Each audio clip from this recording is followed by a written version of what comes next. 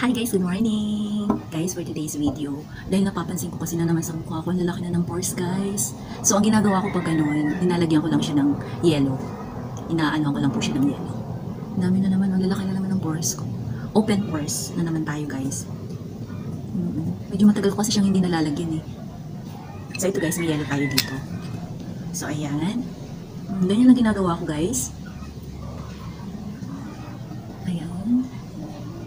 Kasi di ba guys, di ba, nagkakaedad na tayo. So may yung mga sign of aging, hindi na natin mapigilan yun. Hindi na natin napipigilan yun guys. So dapat may gawin din tayo para sa sarili natin, para sa skin natin. So para maano natin yun, i-delay natin siya.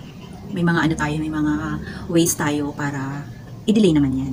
Yung iba may ini-take, may linalagay. Diba, may linalagay sa face nila, nagpapaano.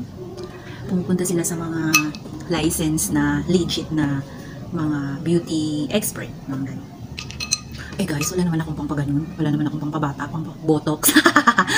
Botox ba yun guys? Wala naman tayong pampaganon, di ba guys? So ito lang ginagawa ko sa face ko. Pag napapansin kong open pores na ako, yun, naglalagay na ako ng yellow. Sakit. Malalaman mo pag open pores ka guys, ang sakit. Sige, tiisin mo lang yan guys, hanggang sa mamamanhin na yan guys. Luha ka. Kaya minsan parang gusto kong palagi siyang ginagawa. Kasi pag in-stop ko, yun, masakit. Lalo siyang sumasakit. So, meaning nga guys, open pores tayo talaga. Pag sobrang sakit niya, mamumula yan. Diba? Alam niyo guys, mas nag-i-invest ako sa skin ko. Sunblock, sunscreen, mga ganun.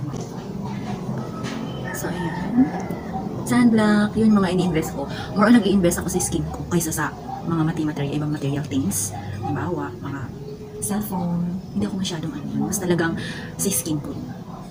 Vitamins, lotion, mga ganun. Yung sunscreen, very important talaga yun guys.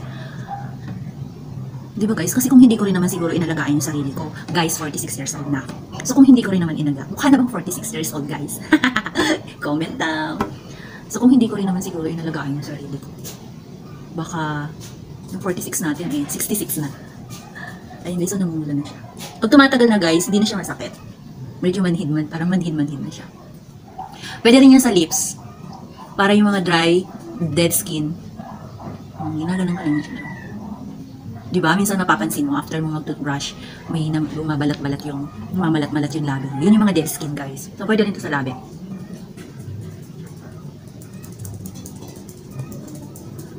So ayan, ganyan lang siya.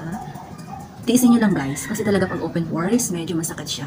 Ayan, wala na yung sakit. Kanina nang umpisa, kasi mga 2 weeks ko yatang hindi siya nagawa. Ngayon wala na guys. Yung freckles ko guys, yan yung mga dark spots. Nasa jeans po namin. Kaya kahit anong ilagay mo dyan, nare-reduce lang siya, pero never siyang mag-fade. Yan sarap guys. At saka nakaka-smooth to ng nakaka-smooth to ng skin.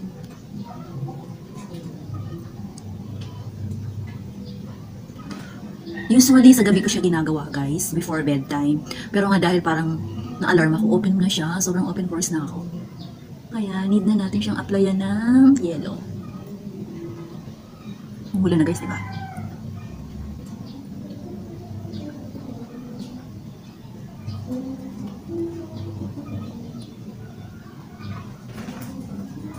Yan, kailangan din nating alagaan yung skin natin, diba guys?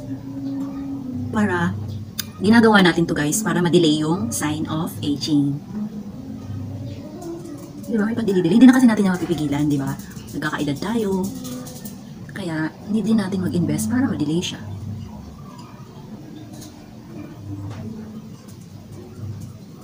Guys, so namumula na, diba?